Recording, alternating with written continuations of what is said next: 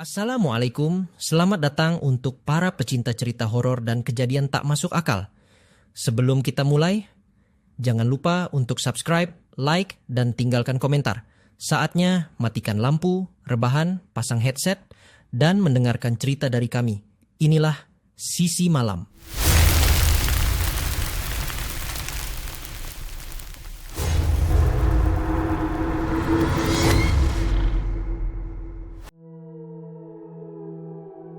Namaku Haris.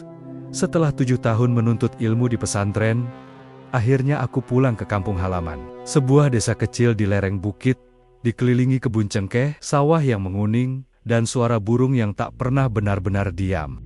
Aku berdiri di atas bak truk yang membawa barang-barang pasar, memandangi jalanan tanah berdebu yang dulu selalu kulewati dengan sepeda waktu kecil. Di ujung jalan, kulihat sosok yang sangat kukenal. Ia berdiri di bawah pohon jambu air, mengenakan kerudung biru tua dan senyum yang masih sama seperti 7 tahun lalu. Haris, Teriaknya, lalu memelukku erat. Pelukannya seperti aroma rumah. Tenang, hangat, dan penuh rindu yang tak bisa dijelaskan.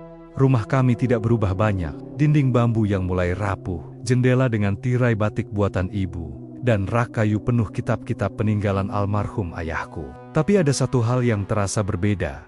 Suasananya, seolah-olah udara membawa bisikan yang tidak kukenal.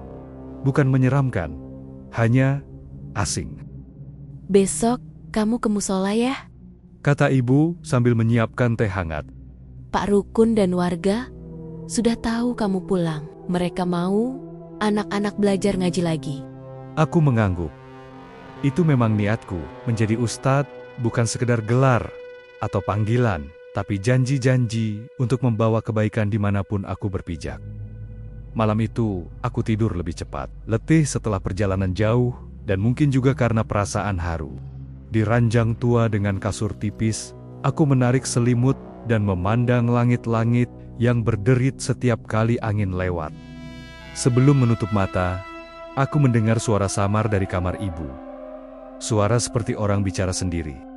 Perlahan aku bangkit dan mendekat ke pintu kamarnya. Kupasang telinga, berusaha menangkap setiap kata yang ia ucapkan. Semoga dia tidak ikut campur. Haris belum tahu apa-apa.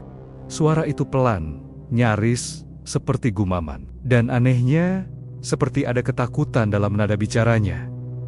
Aku mengetuk pelan. "Bu?" Suara langsung berhenti. Tak lama kemudian, pintu dibuka. Ibu tersenyum, walau matanya sedikit merah. Maaf ya, kamu jadi bangun. Ibu lagi zikir saja, Nak. Biasa, biar tenang.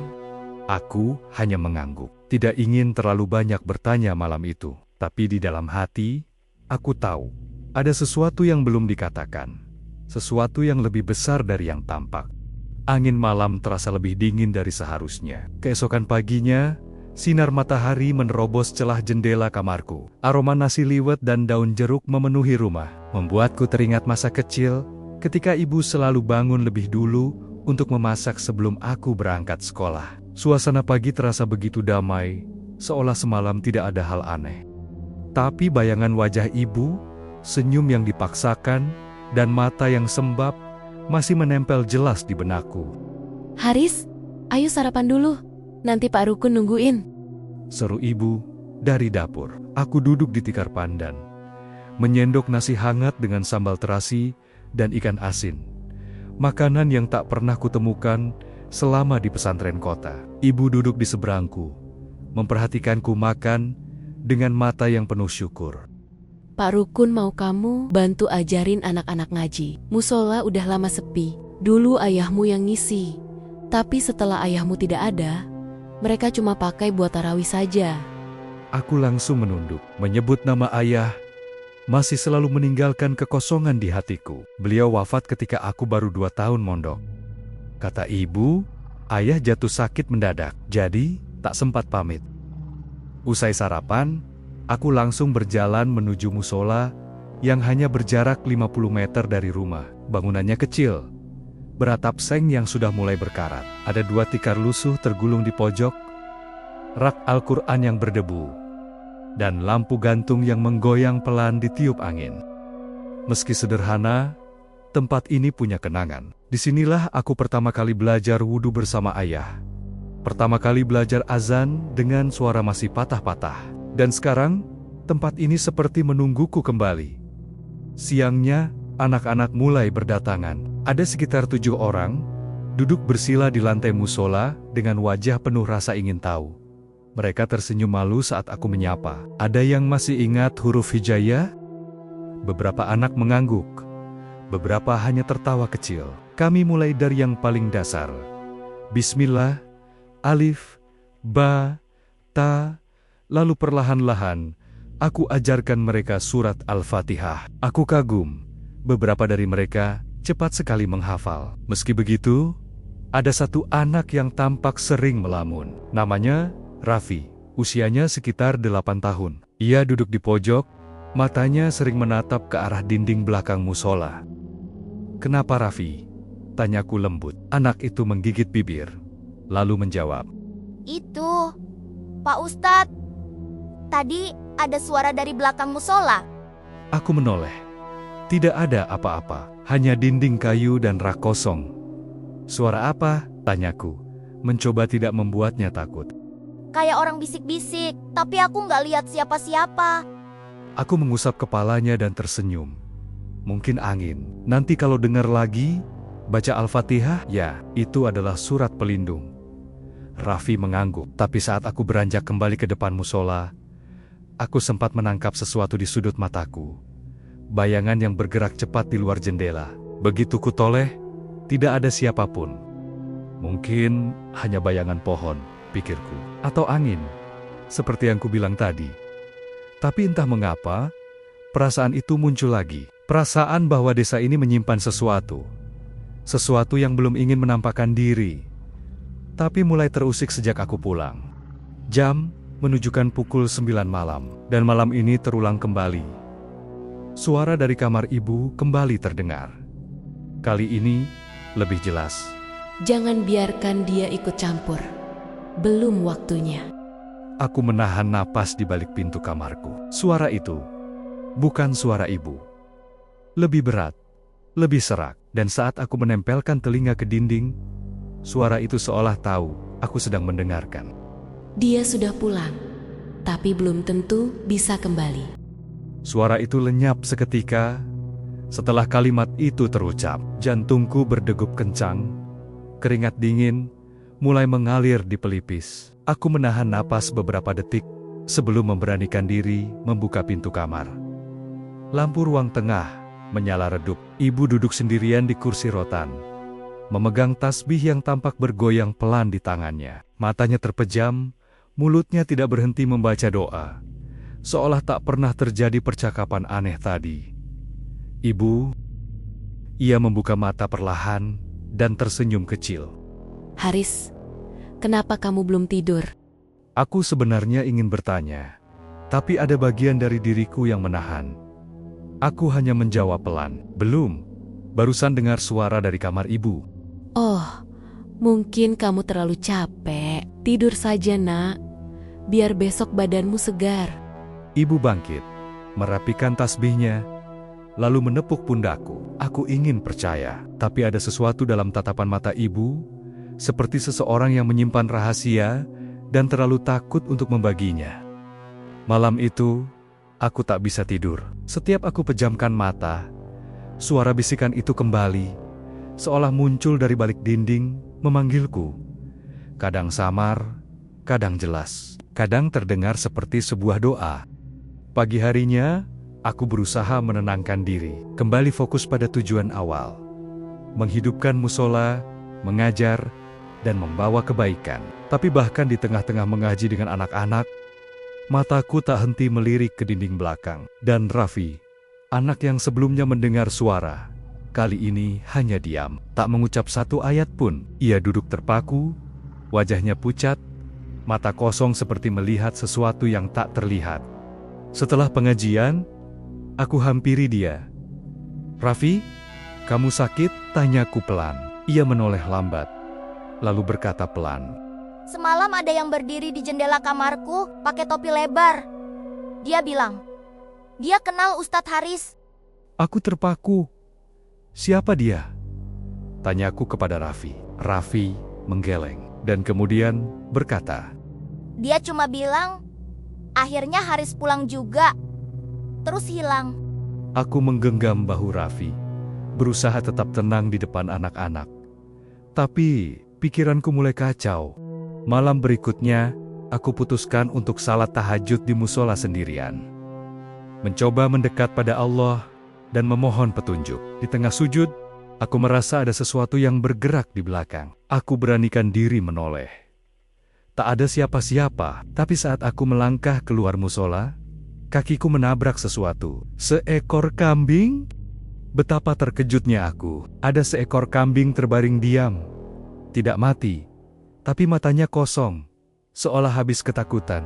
Di tanah di dekatnya, ada goresan seperti tulisan, tapi hurufnya terbalik dan melingkar. Aku mundur perlahan, sambil terus membaca ayat kursi dalam hati. Dan saat aku kembali ke rumah, ibu sudah berdiri di teras, seolah tahu apa yang terjadi. Tanpa bertanya, beliau hanya berkata, Anakku, kamu belum siap menghadapi semua ini. Jangan buka yang tidak bisa kamu tutup. Kata-kata itu menggantung di udara seperti kabut yang menolak sirna. Aku memandang wajah ibu yang tegas, tapi penuh kekhawatiran. Ada sesuatu yang beliau tahu, sesuatu yang belum boleh kusentuh.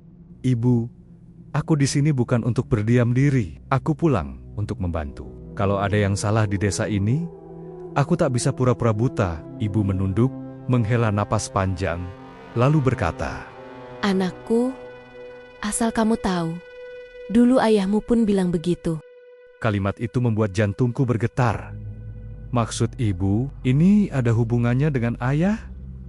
Tapi ibu tak menjawab. Ia berbalik masuk ke dalam rumah, meninggalkanku di teras dengan ratusan pertanyaan yang tak berjawab. Keesokan paginya, suasana desa mendadak berubah.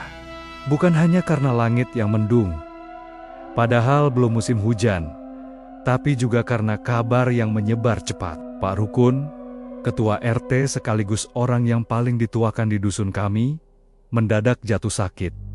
Bukan sakit biasa. Menurut warga, tubuhnya menggigil hebat. Meski suhu tubuhnya panas, seperti bara. Matanya terus menatap ke atas langit-langit rumah sambil bergumam, "Dia datang. Dia sudah datang." Aku langsung menuju rumahnya bersama beberapa warga. Di sana, aku melihat Pak Rukun terbaring di kasur. Bibirnya pecah-pecah, wajahnya pucat, dan tangan kirinya gemetar hebat. Aku mendekat, membaca Al-Fatihah di sampingnya, lalu menaruh tanganku di atas dadanya untuk membacakan doa perlindungan. Tapi saat tanganku menyentuhnya, tubuhnya mendadak menegang, dan dengan suara berat yang bukan suaranya sendiri, ia berkata, "Haris, kembalilah sebelum kau jadi tumbal berikutnya." Semua yang ada di ruangan terdiam, termasuk keluarganya sendiri. Tubuh Pak Rukun lalu lemas kembali, dan ia tertidur seperti tak terjadi apa-apa. Aku melangkah mundur, dada terasa sesak. Bukan karena takut, tapi karena kemarahan yang mulai tumbuh. Apa yang sedang mengancam desa ini? Siapa yang bermain di balik layar? Aku memutuskan untuk mencari jawaban. Malam itu aku berbicara kembali dengan ibu, tidak sebagai anak yang minta nasihat, tapi sebagai seorang ustadz yang menuntut kebenaran. "Bu, aku harus tahu apa yang sebenarnya terjadi di desa ini. Siapa yang ibu maksud dalam doa tengah malammu?" Ibu menghela napas dan terdiam cukup lama. Lalu kemudian, ibu berkata, Dulu, waktu ayahmu masih hidup, beliau pernah berselisih dengan seseorang. Seseorang yang dulunya tokoh agama juga, tapi kemudian berbalik arah. Namanya Kyu Dharma. Ia dulu punya ilmu yang tinggi, tapi saat orang-orang lebih percaya pada pengobatan medis dan Quran, bukan pada jimat dan sesajen, Ki Dharma merasa dilupakan. Ia pergi dari desa, tapi meninggalkan jejaknya. "Jejak? Jejak apa yang Ki Dharma tinggalkan, Bu?" Tanyaku penasaran. Ia jejak seperti santet, kutukan, dan dendam. Ayahmu dulu mencoba menghentikan semua itu, tapi belum sempat dilakukan. Beliau sudah dipanggil pulang, dan sekarang Kamu kembali di saat santet itu mulai menyebar lagi, seolah ada yang membangunkannya dari tidur panjang. Setelah sedikit mendengarkan cerita dari ibu, aku menuju kamarku untuk tidur. Akan tetapi, malam itu aku tidak bisa tidur. Aku tahu, aku tidak bisa mundur sekarang. Jika ayahku gagal menyelesaikannya, maka aku akan melanjutkan. Tapi aku tak tahu bahwa yang akan kuhadapi nanti bukan sekedar ilmu hitam, melainkan sejarah kelam yang belum selesai. Hari-hari berikutnya, di desa terasa semakin berat. Angin bertiup lebih dingin dari biasanya. Dan langit mendung seolah enggan memberi cahaya penuh. Di musola, jumlah anak yang datang ngaji menurun. Bukan karena mereka malas, tapi karena orang tua mereka mulai takut. Ada yang bilang, anaknya demam setelah ikut ngaji. Kata seorang warga pada hari ketiga, katanya, ada yang mengintai dari pohon waru dekat musola saat malam hari. Aku mendengar itu hanya bisa diam. Dalam hatiku berkecamuk banyak pertanyaan, tapi mulutku tetap membaca ayat perlindungan. Aku percaya, kebaikan selalu lebih kuat dari kejahatan, meski kadang harus melalui jalan yang sulit. Pada sore itu, aku memutuskan berziarah ke makam ayah. Letaknya di bukit kecil, di belakang desa. Angin kencang menyambutku saat aku tiba. Seolah alam tahu aku datang dengan hati yang gelisah. Aku duduk di samping nisan sederhana, bertuliskan nama beliau. Ayah, apa benar semua ini belum selesai? Apa aku harus meneruskan perjuangan yang membuat ayah pergi lebih dulu? Tentu saja tak akan ada jawaban. Tapi, ketika aku hendak berdoa, tiba-tiba angin berhenti. Hening total, daun-daun tak bergerak. Bahkan suara serangga pun lenyap, dan dari balik pepohonan, terdengar gemerisik langkah kaki. Aku berdiri pelan, mencari-cari arah suara. Lalu muncullah seorang pria tua, tubuhnya membungkuk, mengenakan jubah coklat tua, dan ikat kepala hitam. Tatapannya tajam, tapi bukan seperti orang biasa. Tanpa memperkenalkan diri, ia berkata, "Apa kau anaknya Ustadz Mahfud?" Aku mengangguk, tanpa memalingkan pandanganku untuk berjaga-jaga. "Berhenti sebelum terlambat. Ayahmu terlalu percaya pada doa dan dia gagal. Jangan ulangi kesalahannya," katanya dingin tapi tajam. "Siapa Anda?" tanyaku. Orang tua itu tak menjawab, hanya menatapku dengan senyum tipis, lalu berkata, "Ki Dharma tidak pernah tidur. Ia hanya menunggu lawan yang cukup bodoh untuk menantangnya kembali." Seketika itu juga, tubuh pria tua itu seperti kabur. Kabut tipis turun perlahan, dan ia lenyap di baliknya. Aku melangkah mundur, gemetar. Tapi satu hal yang pasti, aku tidak boleh mundur. Malamnya, aku mulai merancang langkah. Aku mencari kitab-kitab warisan ayah yang dulu kusimpan di rak bambu rumah. Kitab-kitab kuno, penuh doa perlindungan, ayat-ayat ruqyah, dan catatan tangan ayah tentang gangguan gaib yang pernah terjadi di desa. Dan di halaman belakang salah satu kitab itu, ada tulisan tangan ayah.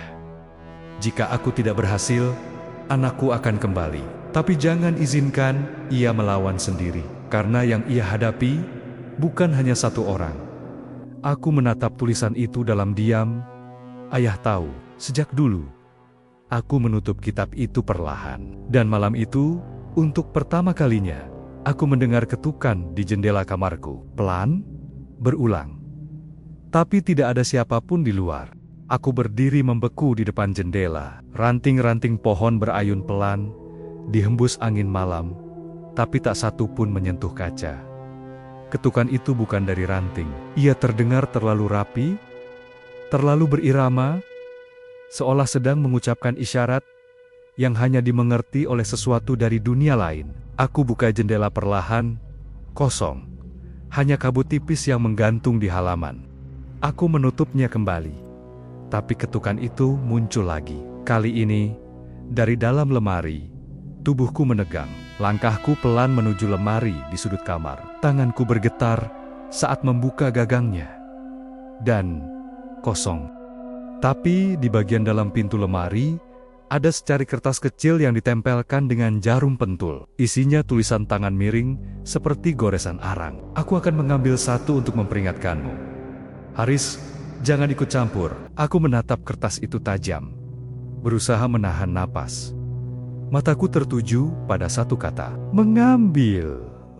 Dan saat itu juga, dari rumah tetangga sebelah, terdengar teriakan panik. Aku berlari keluar. Ibu mengejarku dengan wajah cemas. Kami tiba di rumah Bu Rini, yang tidak lain adalah ibu dari Raffi.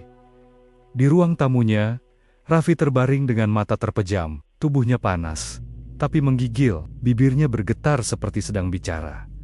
Tapi tak ada suara yang keluar. Apa yang terjadi? Tanyaku.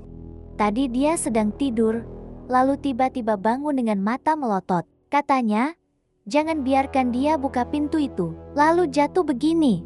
Aku duduk di sampingnya, membaca doa perlindungan dan ayat-ayat ruqyah. Tapi kali ini rasanya berbeda. Doaku seperti memantul, seperti menghadapi benteng yang tak bisa ditembus. Aku mencoba lebih keras. Hatiku menjerit, "Ya Allah, ini bukan sekadar sakit biasa. Ini adalah ancaman." Raffi membuka mata sedikit. Dengan suara lirih, ia berkata, Dia sudah memilihku, Ustadz. Air mata Bu Rini jatuh deras. Aku menggenggam tangan Raffi, menunduk dalam-dalam. Dalam hati aku tahu, ini bukan peringatan, ini deklarasi perang. Malam itu, aku kembali ke rumah dengan tubuh lelah, pikiran berkecamuk. Ibu menungguku di ruang tamu. Ia tak berkata sepatah kata pun, hanya menatapku dengan tatapan yang seperti berkata, "Sudah kukatakan," tapi aku menatap balik dengan keteguhan yang tak pernah aku miliki sebelumnya. "Ibu, aku harus melawannya, bukan hanya untuk Raffi, tapi untuk semua orang di desa ini, untuk ayah, dan untuk diriku sendiri." Ibu tak menjawab. Ia bangkit pelan, masuk ke kamarnya. Tak lama kemudian, ia kembali sambil membawa sebuah kotak kayu tua, berdebu, terkunci. Ibu meletakkannya di depanku. Ini adalah peninggalan ayahmu. Ayahmu bilang, jangan pernah dibuka sampai saatnya tiba. Dan ibu merasa, ini sudah saatnya dibuka. Tanganku gemetar saat menerima kotak itu. Dan saat aku membuka kuncinya, satu benda kecil berbentuk cincin batu hitam muncul dari dalam, bersama selembar kertas tipis berisi satu kalimat. "Cahaya hanya bersinar paling terang di tengah kegelapan paling pekat. Gunakan ini ketika doa tak lagi cukup." Aku tak sepenuhnya paham maksudnya, tapi aku tahu satu hal pasti. Kiamat kecil di desa ini baru saja dimulai. Malam itu, aku duduk di sajadah lebih lama dari biasanya. Kitab di hadapanku terbuka lebar. Ayat perlindunganku susun menjadi benteng doa. Tapi di dalam hati, aku tahu ada musuh yang tidak takut pada kata-kata, tapi takut pada keyakinan yang tak goyah. Aku menatap cincin batu hitam di tanganku. Ia tak bersinar, tak bergetar, tak mengeluarkan apapun. Tapi ada hawa aneh yang menyelimuti ruangan sejak aku membukanya. Udara menjadi lebih padat, seperti ada yang mengawasi. Keesokan paginya, saat aku dan ibu selesai sarapan, aku berkata pada ibu, "Ibu, aku harus mencari sumbernya. Tidak cukup hanya menunggu." Kemana kamu mau pergi, anakku?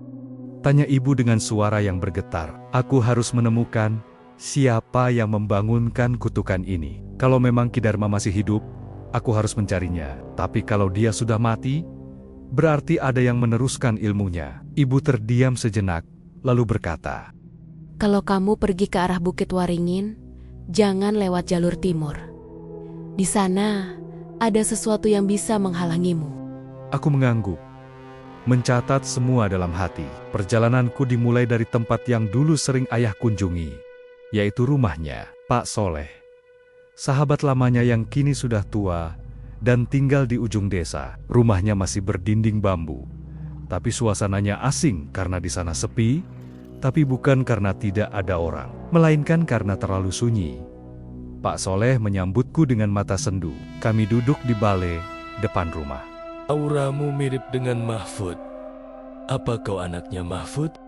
"Inggih, aku anaknya Pak Mahfudz," jawabku. Kemudian, Aku langsung membuka maksud kedatanganku, tentang gangguan yang makin menjadi, tentang Raffi, tentang cincin warisan ayah, dan tentang ancaman yang terasa mendekat.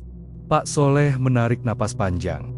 Dulu, ayahmu juga pernah sampai pada titik ini. Tapi beliau berhenti tepat sebelum terjun terlalu dalam. Ayahmu tahu, ada pintu-pintu yang kalau sudah dibuka, tidak bisa ditutup kembali. Aku mengangguk, tapi aku tidak punya pilihan, ucapku. Pak Soleh menatapku lama, lalu berdiri dan masuk ke dalam rumah. Ia kembali dengan sebuah kain putih yang dibungkus seperti gulungan kitab. Ia menyerahkannya padaku. Ini bagian dari catatan ayahmu yang tidak pernah ia berani buka. Ia titipkan padaku kalau anaknya kelak datang dan menolak mundur. Aku membuka kain itu pelan-pelan. Di dalamnya ada denah, tapi bukan denah rumah. Denah sebuah pemakaman tua di kaki Bukit Waringin. Ada lingkaran merah melingkari satu titik. Di sampingnya tertulis dengan tulisan tangan ayah. Makam yang tak bisa didoakan. Disinilah semuanya bermula. Hatiku bergemuruh. Kutatap Pak Soleh. Siapa yang dimakamkan di sana? Tanyaku kepada Pak Soleh. Pak Soleh menunduk, lalu menjawab. Itu bukan makam orang biasa. Itu tempat dikuburnya seorang yang tak diterima bumi. Aku terdiam. Malamnya, aku tak bisa tidur. Aku tahu kemana harus melangkah. Tapi aku juga tahu, langkah ini akan mengubah segalanya. Sebelum fajar, aku berwudu, memakai cincin batu hitam itu di jari kanan, menggenggam denah pemakaman, dan berdoa dalam hati. Ya Allah, bimbing aku bukan untuk membalas, tapi untuk membebaskan. Dan saat aku membuka pintu rumah, aku melihat seekor burung gagak bertengger di pagar depan, menatapku lama sebelum terbang menuju arah Bukit Waringin. Langkahku terasa berat saat menyusuri jalan setapak menuju bukit. Matahari sudah tinggi, tapi cahaya terasa pucat, seakan tertahan oleh sesuatu yang tak terlihat. Denah dari Pak Soleh ku genggam erat. Petanya membawa ke arah barat bukit, melewati kebun yang tak lagi terawat, ilalang setinggi lutut, dan deretan pohon randu tua yang berdiri seperti penjaga bisu. Yang aneh itu, karena tidak ada bayangan di tanah. Entah kenapa, setiap kali kulihat kakiku sendiri, matahari di atas tidak meninggalkan pantulan apapun. Langit terang, tapi tanah seperti menolak merekam cahaya. Hatiku mulai tidak tenang. Tapi, aku tetap melangkah. Aku tahu, semakin dekat ke pusatnya, semakin besar perlawanan yang akan muncul. Tapi keyakinanku lebih keras dari rasa takut. Setelah berjalan sekitar setengah jam, aku tiba di sebuah lapangan kecil di kaki bukit. Di tengahnya, sebuah nisan batu berdiri sendiri. Tak ada nama, tak ada tanggal, hanya guratan retak yang seperti bekas petir membelah bagian atas batu itu. Aku membuka catatan ayah yang kutemukan bersama cincin. Di sana tertulis, jika kau berdiri di depannya dan merasa merinding meski matahari bersinar, maka kau berada di tempat yang benar. Tapi jangan pernah menyentuh tanahnya sebelum engkau siap. Aku berdiri diam. Udara di sekitarku berbeda. Lebih dingin, lebih berat, dan di belakang nisan itu, aku melihat sesuatu. Pintu. Ya, sebuah pintu kecil dari kayu tua, hampir tersembunyi di balik akar-akar pohon besar. Pintu itu menempel di tanah, seperti penutup sumur atau ruang bawah tanah. Aku berlutut, membaca ayat kursi dan beberapa ayat perlindungan. Lalu kudekati pintu itu. Tanganku terulur, tapi tiba-tiba cincin di jariku bergetar halus, seperti memberi isyarat. Jangan sekarang. Aku menarik napas dalam-dalam dan mundur satu langkah. Tiba-tiba, dari arah semak, muncul sosok tua. Bukan Ki Soleh, bukan warga desa. Orang ini berjubah abu-abu. Wajahnya tertutup kerudung tipis. Hanya matanya yang terlihat, tapi tatapan itu sangat tajam, penuh peringatan. Kau datang terlalu cepat. Katanya, dingin tapi tajam. Aku harus tahu apa yang terjadi di sini. Jawabku mantap. Yang terjadi bukan baru dimulai. Yang terjadi adalah kelanjutan dari sebuah perjanjian. Mendengar perkataan itu, aku terdiam, lalu dia menunduk, kemudian berkata, Ayahmu tidak kalah. Ayahmu memilih berhenti karena tahu ada harga yang tidak boleh dibayar dengan doa saja. Aku menatap pintu tanah itu lagi. Lalu apa yang ayah sembunyikan di sini? Orang tua itu menghela napas panjang. Bukan apa, tapi siapa? Katanya pelan, tapi tegas. Langit tiba-tiba mendung. Angin bertiup kencang. Burung-burung terbang menjauh. Dan suara hutan berubah menjadi hening, total. Jika kau tetap ingin membuka pintu itu, kau harus bersedia kehilangan sesuatu. Karena tiap pintu yang dibuka, itu akan menutup pintu yang lain. Perkataan itu berhasil membuatku mematung. Tak mengerti sepenuhnya, tapi merasa kebenarannya begitu dekat. Orang tua itu menatapku dalam-dalam untuk terakhir kalinya, lalu berjalan mundur dan menghilang perlahan, seolah ditelan udara. Aku berdiri lama di depan pintu itu. Dalam hati, aku tahu, ini bukan hanya soal santet atau gangguan gaib. Ini soal dosa yang belum ditebus, sejarah yang disembunyikan, dan janji yang belum lunas. Dan aku sekarang sedang berada di tengah-tengahnya. Aku berjalan pulang dari Bukit Waringin dengan langkah berat. Di punggungku terasa beban yang tak tampak, bukan kelelahan fisik, tapi seolah-olah pikiranku sedang membawa rahasia yang terlalu besar untuk dimengerti. Sepanjang jalan, suara bisikan menyelusup di antara desir angin. Kadang samar memanggil namaku, kadang seperti mengulang satu kata yang tak bisa kupahami. Begitu aku sampai rumah, ibu langsung menatapku dari ambang pintu. Ia tidak bertanya, hanya menggenggam tanganku erat dan berkata, Haris, kamu sudah melihatnya? Aku mengangguk. Di malam yang tenang itu, ibu duduk bersamaku di ruang tengah lampu temarong. Cincin batu hitam masih melingkar di jariku. Ibu, tanyaku pelan, siapa yang dikubur di bawah pintu itu? Ibu menunduk lama, lalu akhirnya berkata, Anakku, itu bukan kuburan biasa. Dulu, sebelum kamu lahir, desa ini pernah hampir hancur. Musim kering panjang, gagal panen, bayi meninggal, dan orang-orang kehilangan akal. Lalu datanglah seorang asing. Siapa orang itu, Bu? Tanyaku, penasaran. Tak ada yang tahu nama aslinya, tapi ia mengaku bisa mengembalikan kemakmuran desa. Ia meminta satu hal, sebuah tempat di bukit untuk tinggal, dan tidak ada yang boleh mengganggunya. Aku merinding.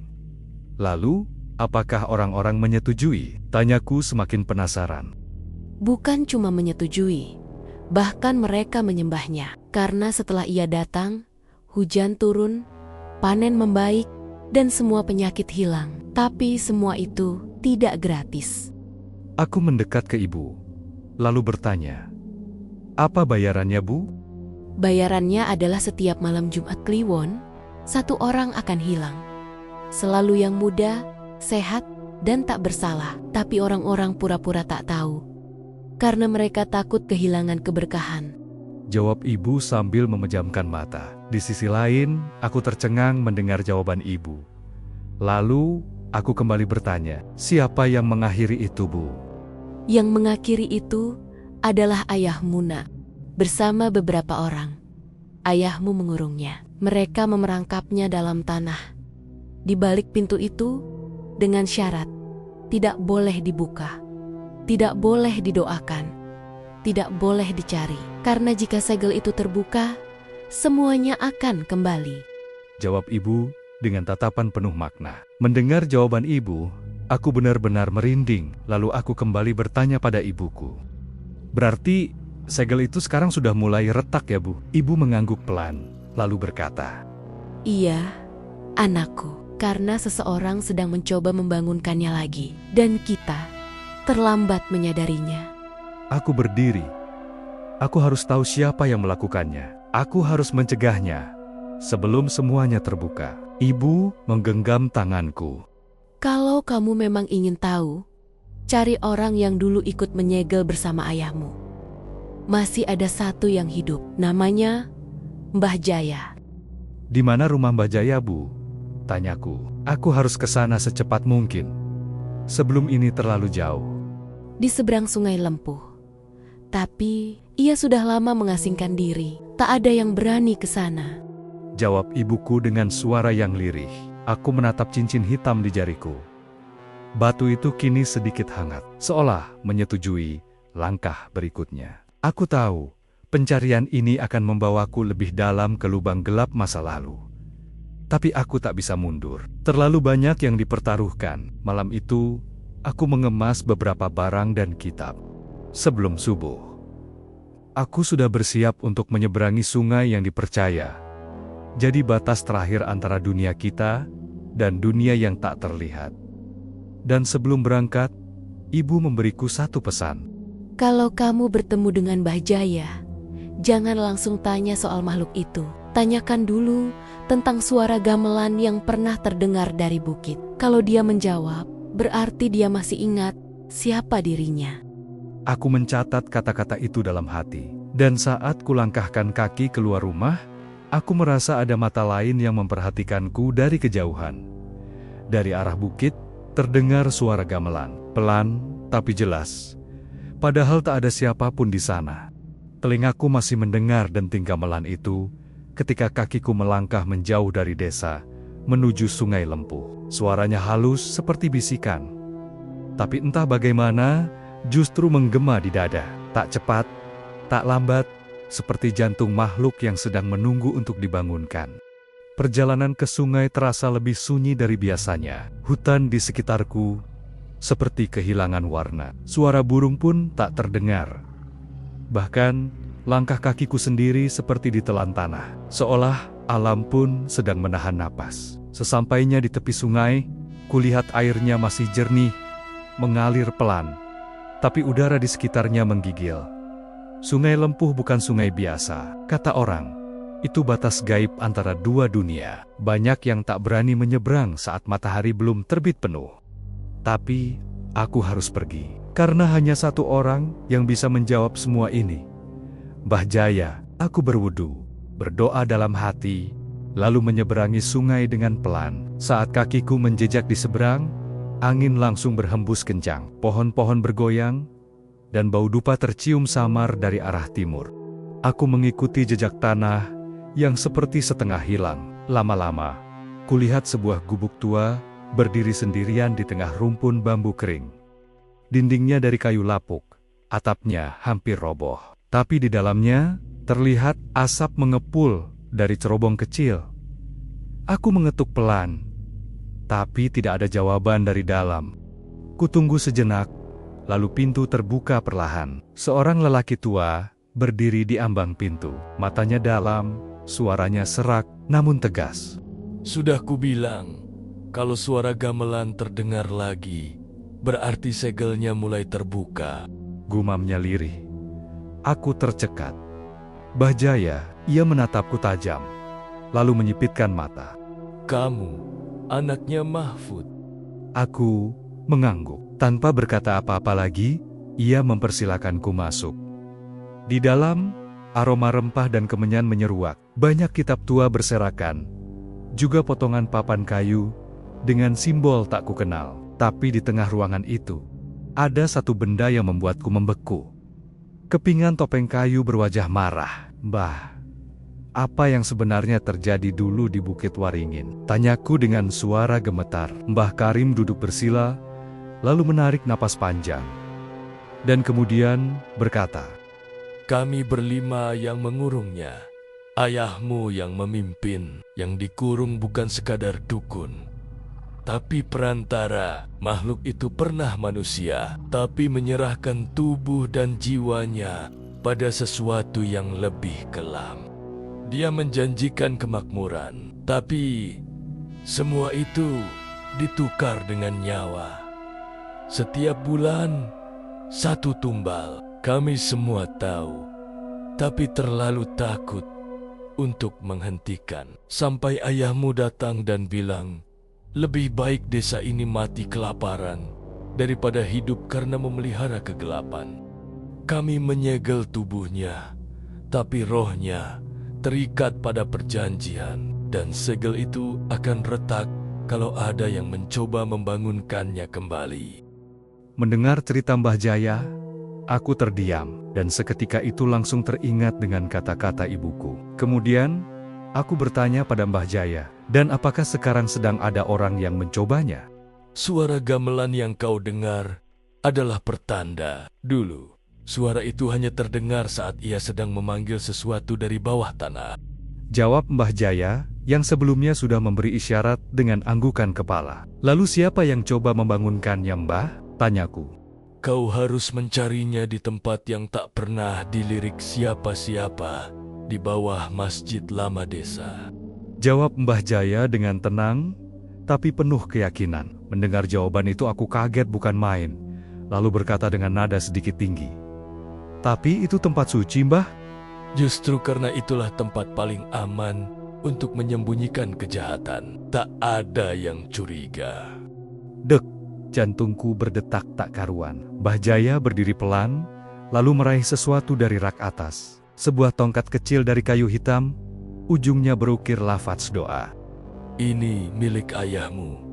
Ia memintaku menyimpannya. Kalau kau memang yakin ingin meneruskan perjuangannya, bawalah ini. Aku menerima tongkat itu dengan kedua tangan. Saat ku genggam, hawa hangat menyelimuti tubuhku. Seperti ada sisa kekuatan ayah yang tertinggal di sana. Sebelum aku pamit, Mbah Jaya menatapku dengan dalam. Kalau kau menemukan siapa yang membangunkannya, jangan buru-buru menghakimi. Kadang orang memilih kegelapan karena merasa cahaya tak pernah memihak mereka. Aku mengangguk, walau hati masih berkecamuk. Dan saat ku tinggalkan gubuk tua itu, satu kalimat terngiang di kepalaku. Perang ini bukan antara manusia dan setan, tapi antara manusia dan hatinya sendiri. Aku tahu, saat kembali ke desa, aku harus turun ke bawah masjid. Tempat yang seharusnya menjadi benteng terakhir, mungkin justru menjadi pintu utama kegelapan. Langkahku pelan saat memasuki pelataran masjid tua itu. Azan maghrib baru saja usai. Setelah selesai sholat, para jamaah pulang satu persatu. Tapi aku berdiam diri sambil menunggu masjid sepi. Masjid ini sudah berdiri sejak zaman Belanda, kata orang-orang. Temboknya tebal, fondasinya kuat, tapi tak banyak yang tahu bahwa di bawah lantai utamanya ada ruang kosong. Dulu, katanya dipakai sebagai tempat bersembunyi saat masa penjajahan. Tapi, Mbah Jaya bilang ada sesuatu yang dikunci di sana. Setelah masjid sepi, aku berjalan ke arah mimbar. Lalu ke bagian belakangnya. Di situ, ada lantai kayu yang sedikit berbeda warna, lebih tua, lebih gelap. Aku mengangkatnya pelan. Terdengar bunyi gemeretak. Angin dari bawah menyembur dingin, seakan menyambut kedatanganku. Ada tangga tua, turun ke ruang yang gelap dan sempit. Kupeluk tongkat pemberian Mbah Jaya, lalu kuucapkan basmalah. Bismillahirrohmanirrohim, dan mulai menuruni anak tangga satu persatu. Semakin dalam aku melangkah, semakin berat udara yang kuhirup. Ada bau tanah basah bercampur dupa yang terlalu lama dibakar. Tapi yang paling membuatku merinding, suara gamelan itu kembali terdengar. Samar, tapi kali ini seperti datang dari balik dinding-dinding tanah. Sampai akhirnya, aku tiba di ujung sebuah ruangan batu. Tidak besar, tapi di tengahnya ada lingkaran tanah yang ditaburi bunga-bunga kering. Dan di atasnya, sebuah wayang kulit tertancap di tanah. Dengan wajah yang tak lazim, setengah manusia, setengah seperti iblis. Aku mendekat pelan, dan tepat saat aku berdiri di depan lingkaran itu, sebuah suara terdengar. Sudah sejauh ini kau datang. Untuk apa, Haris? Aku terlonjak karena kaget. Suara itu datang dari pojok ruangan. Gelap, samar, tapi jelas. Aku mengangkat tongkatku. Bersiaga. Dari kegelapan, sosok seorang lelaki keluar, berpakaian seperti jamaah biasa. Tapi wajahnya, aku mengenalnya. Pak Warto, marbot, masjid, orang yang setiap hari membersihkan karpet, menyiapkan air wudhu, dan paling rajin datang sebelum azan. Pak Warto, suaraku goyah. Ia hanya tersenyum, tapi senyumnya kosong. Aku bukan siapa-siapa, Ustadz Haris. Aku hanya penjaga pintu. Yang mengetuk bukan aku. Aku cuma membukakan. Aku makin mundur. Sejak kapan Anda tahu tempat ini? Tanyaku. Sejak dulu, aku disuruh menjaga. Tapi tak boleh ikut campur. Lalu datang seseorang yang menjanjikan kesejahteraan. Katanya, desa ini bisa lebih maju. Asal segel ini dibuka sedikit saja. Sedikit saja. Aku menggeleng keras. Itu bukan kesejahteraan, itu kebinasaan. Pak Warto mendekat kepadaku. Tapi orang-orang tak peduli, Ustadz. Mereka ingin sawah mereka hijau. Ingin toko mereka ramai. Ingin anak-anak mereka cepat dapat kerja. Kau pikir semua itu datang cuma karena doa dan kerja keras? Ayahmu mengorbankan hidupnya untuk menutup ini semua. Tapi apa hasilnya? Ia dilupakan. Tak ada yang tahu perjuangannya. Sementara aku hanya membuka sedikit. Dan sekarang mereka memujiku sebagai marbot paling berjasa. Perkataannya membuatku seperti tertusuk. Aku menahan amarah. Tapi dalam diriku, ada suara kecil yang mulai bertanya. Kalau benar semua usaha selama ini percuma, lalu untuk apa aku berjuang? Aku memejamkan mata. Tidak. Itu bukan suara dari dalamku. Itu bisikan dari luar. Dari makhluk yang masih tersegel, tapi perlahan mulai menyusup ke dalam pikiran manusia. Haris, kalau kau mau, kau bisa jadi imam besar. Orang-orang akan datang padamu, mengikutimu, meninggikan namamu. Kau tinggal satu langkah lagi. Ucap Pak Warto sambil berjalan mendekat menuju lingkaran tanah. Aku memandang tongkat kayu hitam di tanganku. Kini terasa berat. Bukan karena beban fisik, tapi karena hatiku mulai ragu. Tiba-tiba, lantai ruangan bergetar. Gamelan berdentang lebih keras. Wayang di tanah itu mulai bergoyang. Dari celah tanah, muncul asap tipis berwarna keunguan. Pak Warto tertawa tipis dan berkata, Ia sudah bangun, dan yang bisa membangunkannya sepenuhnya hanya orang yang memiliki darah Mahfud, dan itu berarti kamu, Riz. Aku mundur. Tidak, ini bukan jalanku, tapi suara gamelan terus memburu. Menggoda, menggoyang keyakinanku. Dan tepat saat aku hendak melawan, tongkat di tanganku pecah. Aku menatapnya dalam diam. Potongan kayu hitam itu terjatuh ke tanah, membelah sunyi dalam ruangan bawah tanah ini. Suara gamelan mendadak berhenti. Pak Warto berdiri kaku di seberang lingkaran tanah. Matanya membelalak, seolah tidak percaya benda itu bisa hancur. Sementara aku hanya bisa menatap kosong. Itu peninggalan ayah. Satu-satunya yang kutahan erat sejak semua ini dimulai. Sekarang hilang. Seolah ada tali yang putus di dalam dadaku. Bukan hanya tongkat itu yang pecah, tapi juga tekadku. Doa-doa yang selama ini kujadikan benteng terasa tak lagi bergema. Dada ini seperti lubang kosong, diisap oleh sesuatu yang tak terlihat tapi nyata. Pak Warto melangkah maju. Sekarang kau tak punya apa-apa lagi. Tinggalkan saja perjuangan ini. Kembali ke rumahmu. Doakan orang-orang dari kejauhan. Biarkan mereka mendapat apa yang mereka inginkan. Aku hanya diam mendengar ucapan Pak Warto. Suara hatiku pun lenyap. Yang tersisa hanya gema pertanyaan. Apa gunanya semua ini jika tak seorang pun peduli? Tiba-tiba terdengar suara langkah kaki dari atas. Cepat, terburu-buru. Lalu dari lubang tangga muncul wajah yang membuatku terhenyak. Ibu. Aku tergagap, nyaris tak percaya. Ia terengah, matanya sembab, jilbabnya agak kusut, seolah ia berlari sepanjang jalan. Ibu tahu kau akan kesini. Kata ibu sambil menuruni tangga dengan cepat. Pak Warto menoleh, wajahnya berubah tegang. Jangan ikut campur, Bu Marni. Ucap Pak Warto dengan nada tinggi. Tapi ibu mengabaikannya. Ia datang padaku, menggenggam lenganku erat. Anakku, apa yang kau lihat di sini itu bukan jawaban, bukan takdir. Itu semua hanya ujian.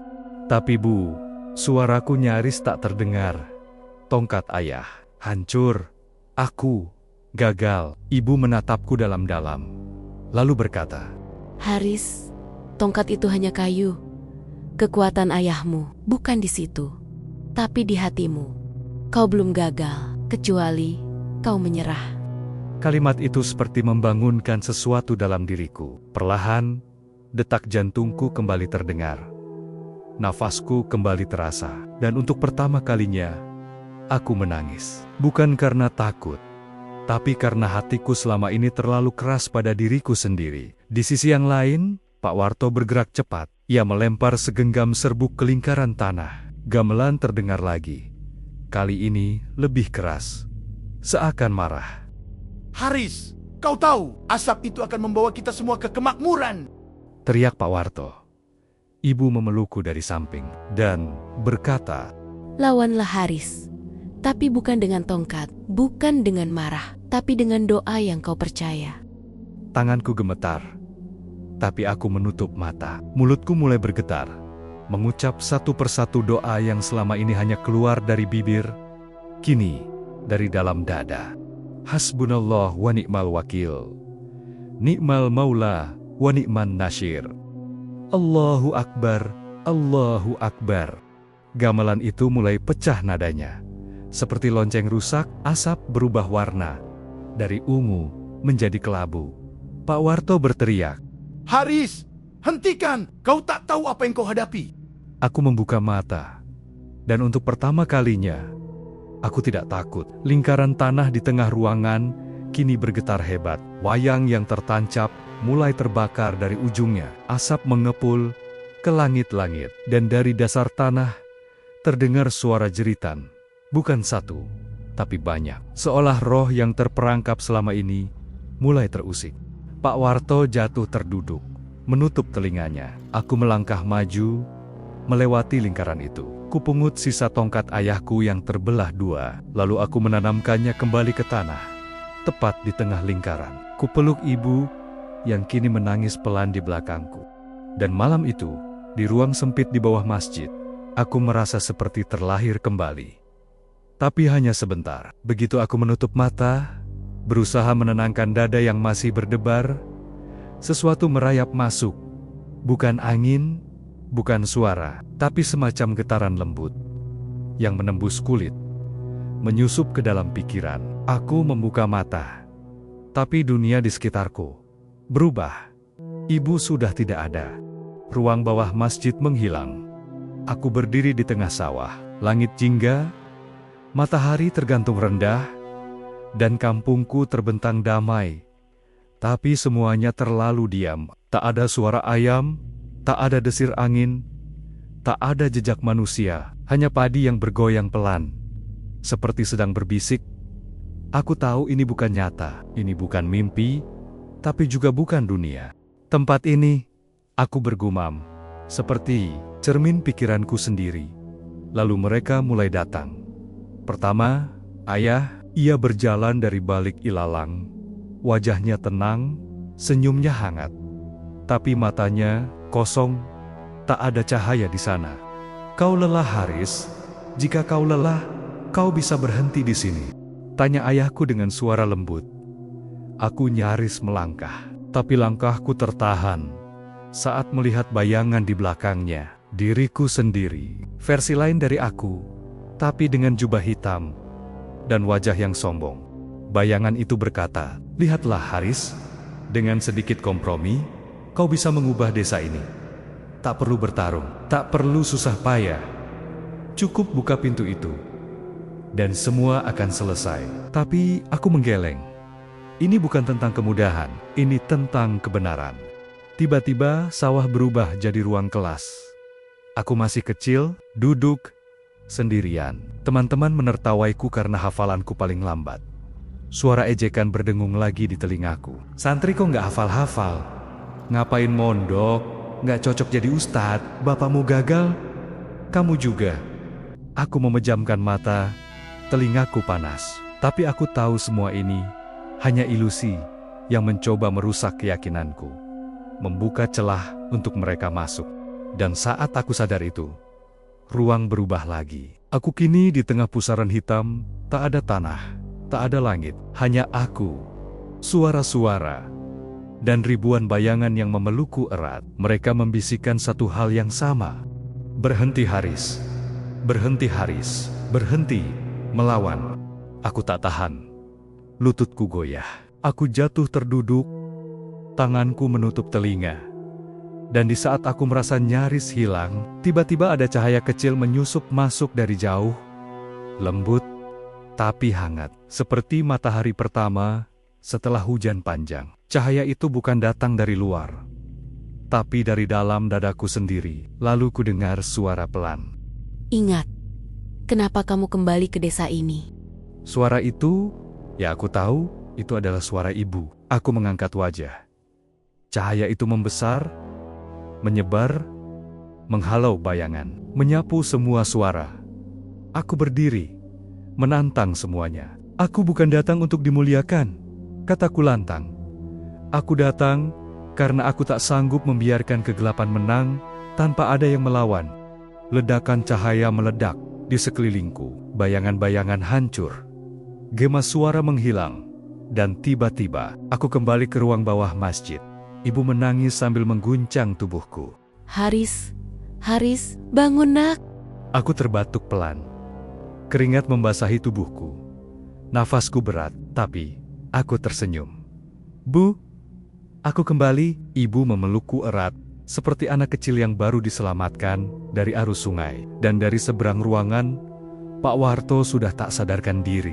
Di sekelilingnya, bunga-bunga dalam lingkaran tanah mengering seketika. Wayang di tengahnya berubah menjadi debu. Tapi aku tahu, ini belum berakhir. Aku berhasil bertahan dari jebakan dalam pikiranku. Tapi pintu utama masih belum tertutup. Dan kuncinya ada padaku. Tapi apa sebenarnya kunci itu? Aku menatap Pak Warto yang masih tergeletak di sudut ruangan. Tubuhnya lemas, napasnya berat. Lingkaran tanah sudah pecah, asap hilang. Wayang menghitam jadi abu. Tapi hawa di dalam ruangan ini masih panas. Bukan karena api, tapi karena sesuatu yang belum lepas sepenuhnya. Aku berdiri. Kakiku masih gemetar, tapi ada satu dorongan kuat dari dalam. Aku harus tahu kenapa semua ini dimulai, dan siapa yang seharusnya bertanggung jawab. Ibu mengelus bahuku pelan. Ada satu orang yang harus kau temui. Aku menatap ibuku. Ia mengangguk. Dia yang pertama kali datang ke rumah ini, jauh sebelum kamu pulang dari pesantren. Aku menyipitkan mata. Siapa, Bu? Dia adalah Pak Leman. Jawab ibu setelah menghela napas. Mendengar nama itu, aku membeku. Pak Leman, ketua RW, orang yang paling sering datang ke rumah. Yang menyambutku hangat saat aku pulang, yang mengajakku membenahi musola, yang tampak paling peduli soal warga. Dialah yang pertama kali minta tolong ke ayahmu dulu. Waktu itu dia bilang ada ladang warga yang diganggu sesuatu. Ayahmu mencoba bantu, tapi justru setelah itu segalanya berubah. Jantungku berdegup lebih keras. Aku ingat sesuatu. Pak Leman punya sebuah kamar kecil di belakang rumahnya yang selalu terkunci. Waktu kecil, aku pernah disuruh main di luar saja setiap kali kami main ke rumahnya. Dan satu hal lagi, Pak Warto pernah menyebut bahwa kekuatan segel ini dibangkitkan bukan oleh satu orang, tapi atas kehendak lebih dari satu kepala. Aku menoleh pada ibu. Malam ini juga, kita harus ke rumah Pak Leman. Udara di luar dingin. Langit mendung menggantung.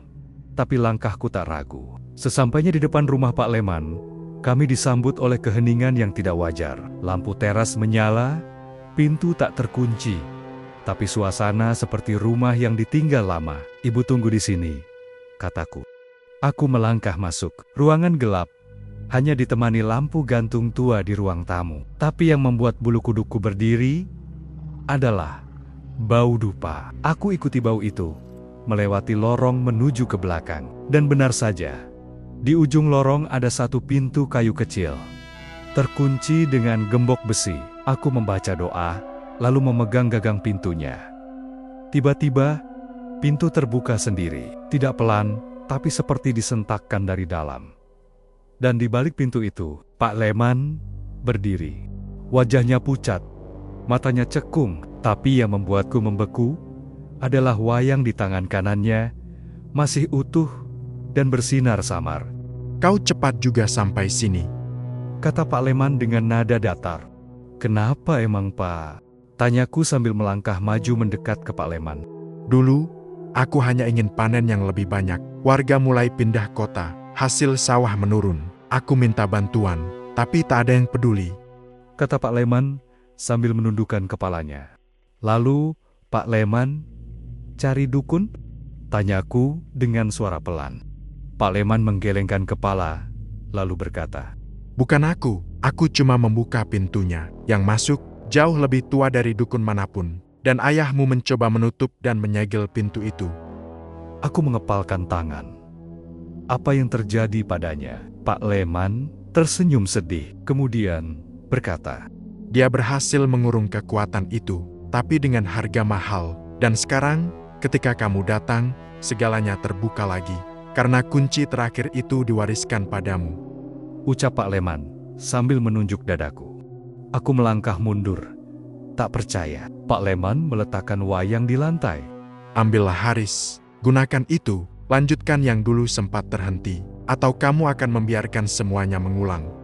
Aku menatap wayang itu. Di balik cahaya samar-samarnya, kulihat bayangan ayah tersenyum padaku. Dan di saat itulah, aku sadar, aku tak punya pilihan mudah. Tapi aku harus memilih. Kupandangi wayang yang tergeletak di lantai. Sinar samar dari tubuhnya kini menghangatkan udara dingin di ruangan sempit itu. Tapi bukan kehangatan yang menenangkan, melainkan seperti api kecil yang menguji nyaliku. Langkahku maju. Pak Leman memejamkan mata, seolah tahu apa yang akan kulakukan. Tangannya gemetar, tapi dia tidak menghentikanku. Kupungut wayang itu perlahan, dan saat jariku menyentuhnya, aku merasakan getaran yang sama, seperti ketika ayah dulu memelukku terakhir kali. Ada rasa takut, tapi juga keteguhan, seolah benda ini menyimpan kenangan puluhan tahun lamanya. Dan kini beban itu jatuh padaku. Kita harus ke tempat itu, kataku lirih. Pak Leman mengangguk, lalu berkata, Di balik bukit, di ladang tua yang sekarang ditumbuhi pohon beringin, di sanalah segalanya dimulai, dan di sanalah semuanya harus diakhiri.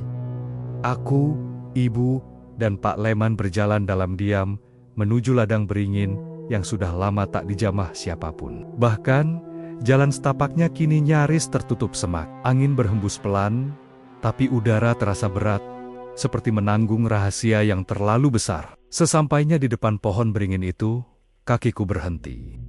Di bawahnya, tampak sebuah batu besar berlumut. Sekilas, seperti batu biasa, tapi dari sudut tertentu, tampak retakan halus yang menyusun simbol-simbol tua. Lingkaran kecil yang terukir samar. Haris, disinilah ayahmu memaku segel itu. Bisik ibu dengan suara tercekat. Aku menunduk, dan disinilah aku harus membukanya. Pak Leman menghentikan langkahku dan bertanya, Haris, apakah kau sudah yakin? Aku menatapnya dalam-dalam. Tidak. Tapi jika aku tidak melakukannya, desa ini akan terus hidup dalam bayangan ketakutan. Kita sudah terlalu lama bersembunyi di balik rasa aman yang rapuh. Dengan pelan, aku duduk bersila di depan batu itu. Wayangku letakkan di tengah. Aku menutup mata, mulai membaca ayat perlindungan. Tapi kali ini, bukan untuk menolak, melainkan untuk membuka, lalu mengakhiri. Dan saat ayat terakhir kulantunkan, angin berhenti. Udara menegang, tanah bergetar pelan. Retakan di batu itu bersinar keemasan. Lalu, pecah perlahan, seperti kaca tipis yang retak oleh waktu. Asap putih menyembur, lalu menghilang dalam sekejap. Lalu, hening. Tapi bukan hening yang menakutkan. Hening ini tenang, bersih, damai. Wayang yang tergeletak di tanah kini hancur menjadi debu lembut yang diterbangkan angin. Dan entah kenapa, aku menangis. Bukan karena takut, tapi karena aku merasa ayah tersenyum padaku dari balik sana. Menjelang subuh semuanya selesai, dan kami bertiga pun pulang. Langit mulai membiru. Burung-burung kecil terdengar kembali bersiul di kejauhan. Desa itu yang semalam terasa berat dan penuh tekanan, kini seperti bernapas kembali. Setelah sampai rumah, aku langsung bersiap untuk menunaikan sholat subuh di musola. Setelah selesai berjamaah, aku tidak langsung pulang. Aku masih duduk di sajadahku, kemudian berbisik lirih. Terima kasih ayah. Aku sudah mengerti sekarang. Jalan ini bukan tentang menang melawan kegelapan, tapi tentang berani menyalakan cahaya, meski sendirian. Aku beranjak dari masjid untuk pulang ke rumah. Begitu sampai di halaman rumah, aku melihat ibu sudah berdiri di depan pintu. Di tangannya ada bungkusan yang dibalut dengan kain putih. Begitu aku di dekatnya, ibu bilang kepadaku, Ayahmu meninggalkan ini untukmu, tapi ibu baru berani membukanya sekarang. Aku menerima bungkusan itu dengan jantung yang berdetak tak menentu. Kain putih itu terasa hangat, seperti menyimpan waktu yang telah lama berlalu. Saat kubuka, nafasku tertahan. Sebuah buku tua bersampul kulit coklat gelap. Di sudut kanan bawahnya, tertulis dengan tinta emas, Almanar, catatan pribadi Haji Mahfud, nama ayahku. Tanganku gemetar saat membuka halaman pertama. Ada tulisan tangan yang kukenal, tegas, rapi, dan penuh keyakinan. Jika anakku membaca ini, berarti waktunya telah tiba. Jangan gunakan ilmu ini untuk menang, gunakan untuk menyembuhkan. Mataku mulai basah. Lembar demi lembar kubuka perlahan. Isinya bukan jampi, bukan mantra, bukan petunjuk tentang mengendalikan sesuatu yang gelap, tapi justru sebaliknya. Catatan tentang hati, tentang menjaga niat, tentang bagaimana ilmu agama bisa menenangkan tempat-tempat yang sudah lama ditinggalkan cahaya. Ayahmu bukan hanya ustadz, dia juga pelindung desa ini. Tapi bukan dengan kekuatan, melainkan dengan doa, dengan keikhlasan, dan dengan keberanian untuk tetap di jalan terang, meski semua orang memilih bersembunyi. Ibu berbisik dengan nada penuh dengan cinta dan kasih sayang. Aku menutup buku itu, menekannya ke dada. Dan saat itu, aku tahu, aku bukan hanya anak seorang ustadz. Aku penerus perjuangan yang tidak kelihatan, tapi sangat nyata. Cerita selesai.